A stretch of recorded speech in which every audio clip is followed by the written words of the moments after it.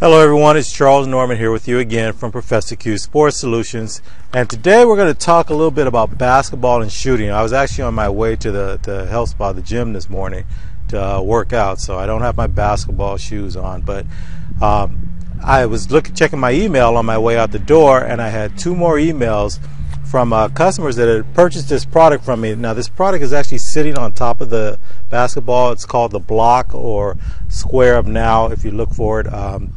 And I'll put a link down if you wanted to purchase one.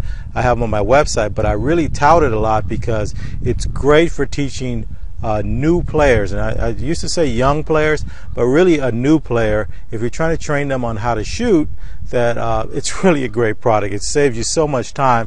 And really the basis on it, and the person who created it is a math teacher. And it's just ingenious to me. It's made out of some sort of composite rubber type material, and it sits right over any size basketball. And this happens to be a girls' basketball, but it sits over a men's basketball also. But what it does is it creates these squares. And so one of the hardest parts when you're training a kid how to shoot is getting their hands right. You get their hands in place, and they go up to shoot, and then you get the rebound and you pass it back to them, and then they put their hands in the wrong spot, and you walk over and you put their hands in the right place again, and it's just repetitive. Well, with this, no matter how you catch the ball, you know to place your hands in one of the squares, and then the opposite, whether you're left-handed or right-handed, you place it in another square. So it really makes it easy to teach, especially a younger player, but a beginner, how to shoot a basketball. Now, but that's not why I'm actually doing this today. The reason I'm doing this video is because both of the questions I got this morning when I looked at my email were about the parents that had taken their kids to clinics and they had worked with their kids, but they were still struggling with shooting the basketball. So what I wanted to try to do is do a little troubleshooting today. And some of the things that you kind of don't get if you go to a clinic, or even if you're trying to shoot, or if you have a video that teaches you how to teach someone how to shoot, or someone is showing you how to teach someone how to shoot. One of the things you have to realize is when you go to a clinic or a trainer, the worst thing a trainer can do, if you really want to be a starving trainer, teach something that's unorthodox. No one will come back. People will say, oh, the guy's nuts or she's nuts, and they don't know what they're talking about. And I don't care what sport it is. If someone is making a living as a trainer, then they're all training basically the same way. What you're looking for in your trainer is, are they effective? Are they getting the job done? And for shooting, the same way with hitting in baseball, shooting in basketball, there's certain skills that are just taught the same way over and over and over again. Now there may be a couple of different variations of it, but it's pretty standard stuff. And so for shooting a basketball, basically the thing you're going to get is they want palm up towards the sky. The ball's going to sit in your palm.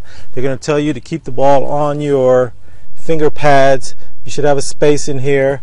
Elbow in straight. You should have this sort of L type situation going on here, and then you're going to come up your shot line. So if you have the ball here, you're coming up your shot line, and you're going to finish out elbow high, fingers pointing down into the rim. Now that's pretty basic, pretty standard way of teaching the shooting. Some people will concentrate more on the lower body, how you come through your core.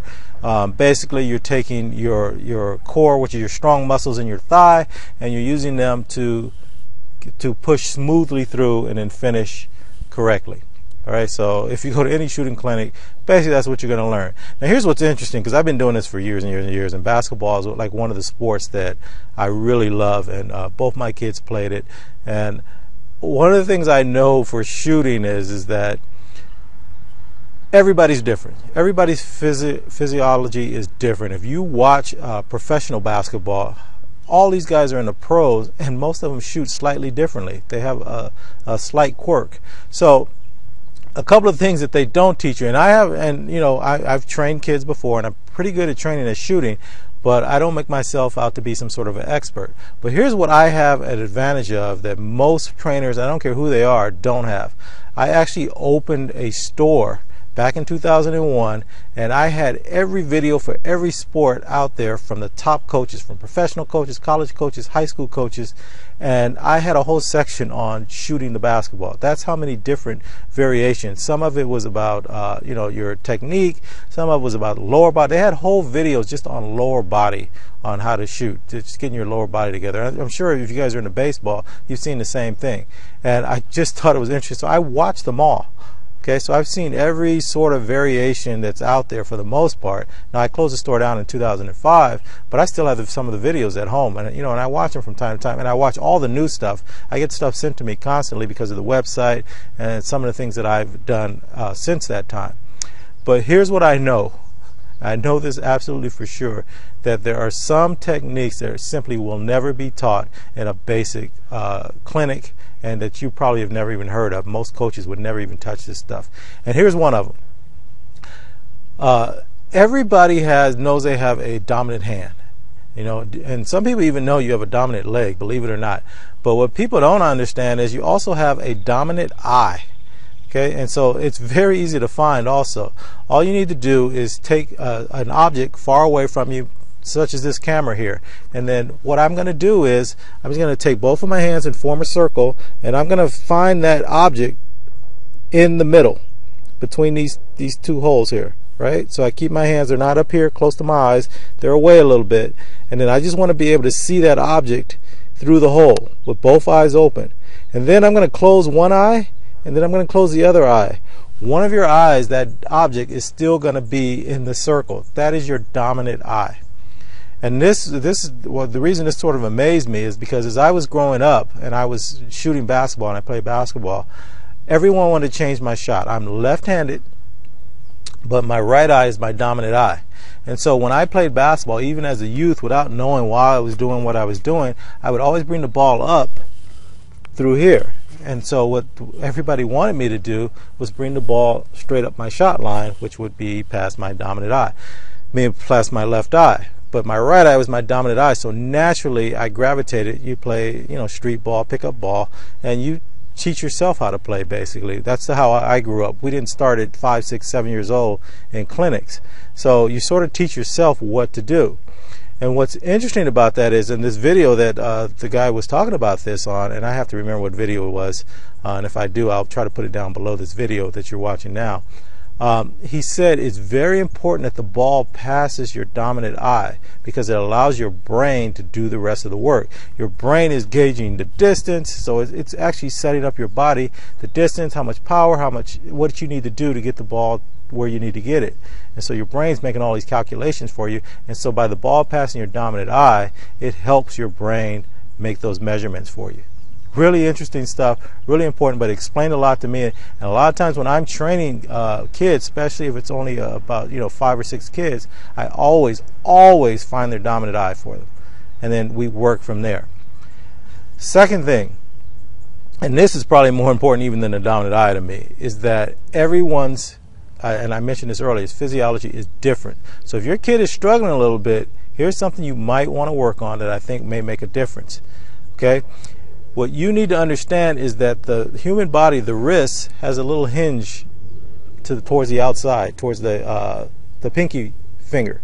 Okay? You have this little bit of a hitch. And in fact, if you watch yourself when you're walking, you'll notice that when you walk, your wrist actually does this. It moves as you're walking, especially if you're walking quickly. You don't pay attention to it a lot, but in traditional training for shooting, what do they tell you to do? Get that elbow in, bring it straight up, and you can already tell. Try it yourself. You can tell immediately that there's pressure on your wrist because your natural motion would be here. Okay? But you're trying to train here, and that's one of the big things in sports, and it's the reason people playing golf and people playing baseball and hitting have a lot of trouble, is because you're trying to tell your body to do something that's not natural to it. Hitting a baseball is not natural. Hitting a golf ball is not natural. Shooting a basketball is not a natural position if you use what you're normally being taught in training in clinics. Okay? So if you came here, this is very uncomfortable. You're forcing your wrist back in here. Okay? So what can you do to kind of find your kid or the person that you're training, finding their natural motion? Because if you can find your natural motion and it feels comfortable, and you always want to be comfortable when you're performing under stress, and sports is a stressful situation. When you have the ball in your hand, you're getting ready to shoot, you want to make that shot, you have very little time, you have to get set up, finish the shot off correctly, and you don't have a lot of time to think about it. So when your body's stressed, the last thing you want to do is put it under physical stress too. You got mental stress, you put under physical stress, you're going to have problems, right? Okay, so here's how you can find your shooting position.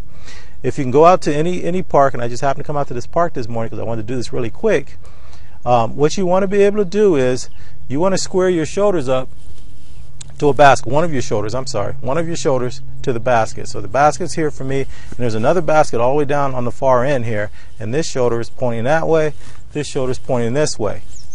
And you're going to hold that ball in your hand just like you would normally do. I have that same L we talked about. Your chest is pointing out away, and if you're right-handed, obviously you'd be turned the other way. And I still have the ball in the proper position on my finger pads. I still have this spacing right here. And what I want to do is I want to keep my chest straight this way, and then I want to put my hand out this way and look at the basket. I can turn my head, and I'm just going to take some practice shots here shooting the basketball, right? I'm going to shoot at the rim. I'm not going to do it now because I'm doing this video and I don't want to have to go chase the ball.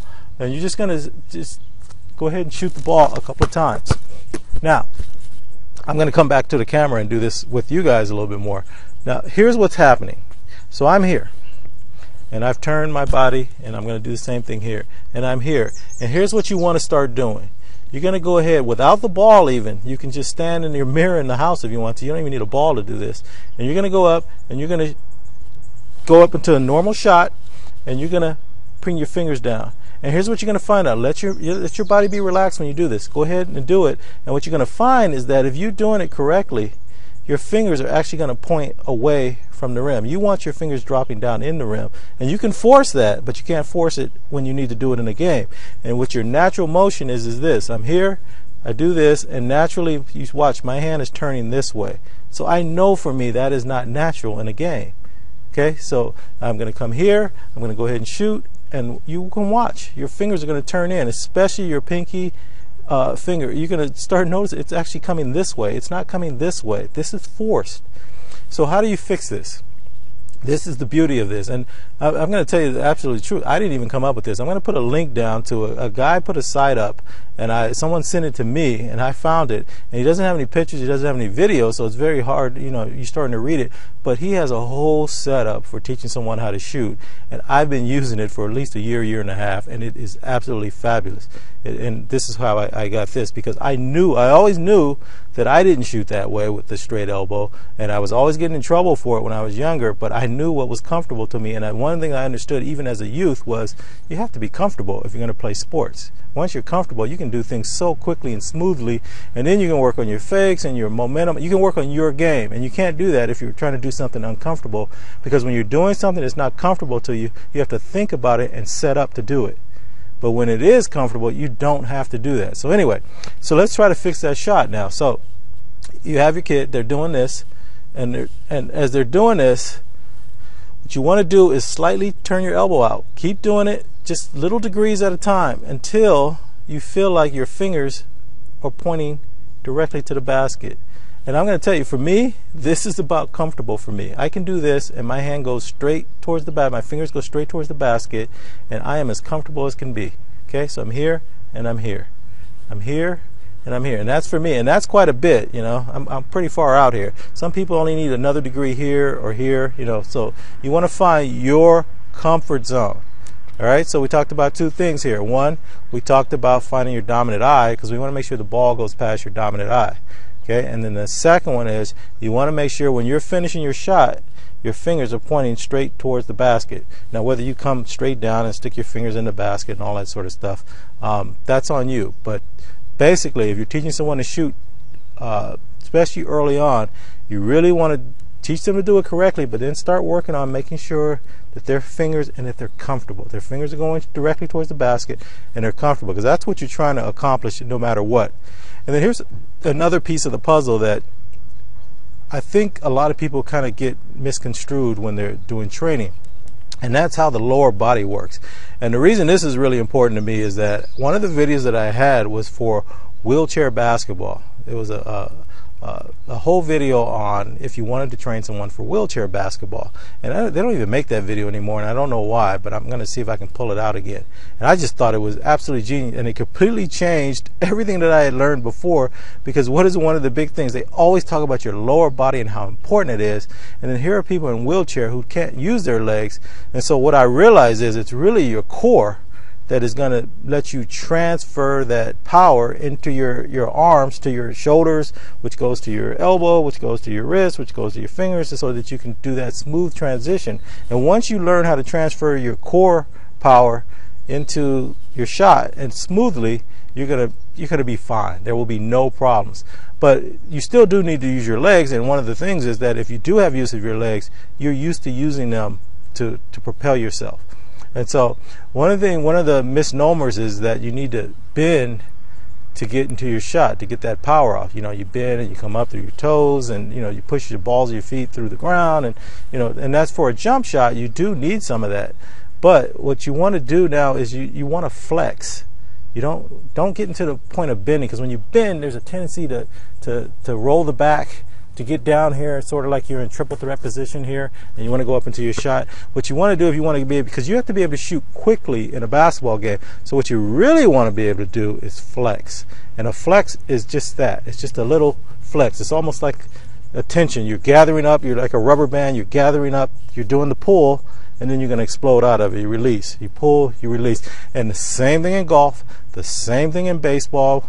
When you're hitting and swinging, they talk about it all the time. You should be relaxed and using that power that you stored up smoothly, so that you can go into your shot, you can go into your hit in golf, your hit in baseball, and I'm sure there's other sports, even in football, probably your quarterback, you're probably teaching the same exact thing. And this is that transfer of power is really important. And here's the big piece. The reason I'm even mentioning that is everyone's slightly different. Okay, everyone's going to do it slightly different. They have to figure that out on their own. So you show technique, you make sure that they're getting the ball comfortably, in their shot. And the way you do that, and I'll put the link down below for the guy whose website it is. And he talks about, I'm talking about doing it from sideways. He's going to tell you how to straighten out and still keep working on your shot. And I just think it's genius. I was trying to locate the guy so he could do a complete video for this, but he's never written me back. So at least I know where his page is, and I can get that to you guys. All right, so I want to do this real quick. I'm on my way to the gym. I just want to do whatever it takes to get you guys, the parents, to be able to work with your own kids to help them improve. Because one thing I know is you can put them in all the clinics, you can put them in games, and you just want to have them enjoy playing. That's all this is about. If they're going to be naturally good, if they're going to work really hard and get good and play in high school and college, hey, more power to them. I'm all for that. But every kid should be able to go out and just play on a team when they're young kids. They just want to go out. They want to contribute to the win or loss. They don't want to sit on the bench and be part of the championship team. If you've watched me at all, that's one of my pet peeves is these parents that will put their kid on a great team and have them sit there and then act like their kid's supposed to be thrilled to death just to be part of the team. That's nonsense. Kids want to play. And then you have these coaches in the 4th, 5th, 6th grade that act like they're trying to win the world championship. No one cares what you did in the 4th and 5th grade when you're in the 9th, 10th, 11th, 12th grade. Nobody even remembers. Yeah, it's a great memory and it's great to win, but if you didn't participate and you weren't really a part of that win, and I know everyone in the team can't be. Once you hit high school, it changes, but I think in youth sports, you need to move your kid, and you may need to coach. You, the parent, you may need to coach to make sure your kid gets a chance to play. And then coach some kids and let everybody play. They'll separate later on as they move up through the ranks. They'll have to make some more decisions. But a young kid, anybody from beginning 3rd, 4th grade all the way up to I think about age 12, really should just be able to play. And that's the only way you're going to get better anyway, if you're actually in the game, not in practice, not in training, not in clinics, actually playing. And then the last piece of this and I'll get off my high horse here, is let your kids go to the park and play. You know, I come out to this park all the time, and every now and then I'll see a bunch of kids that just got their balls and came down to the park and they just play. And if you see the joy for these kids that are just out here playing and having fun, and there's no adults going, no, no, no, don't do that.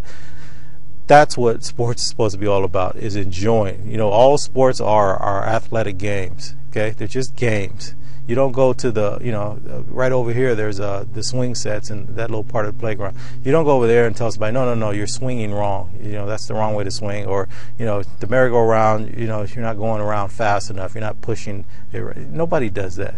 You're not going down the slide in the proper position. You know, you let them play and have fun. They figure out the rest.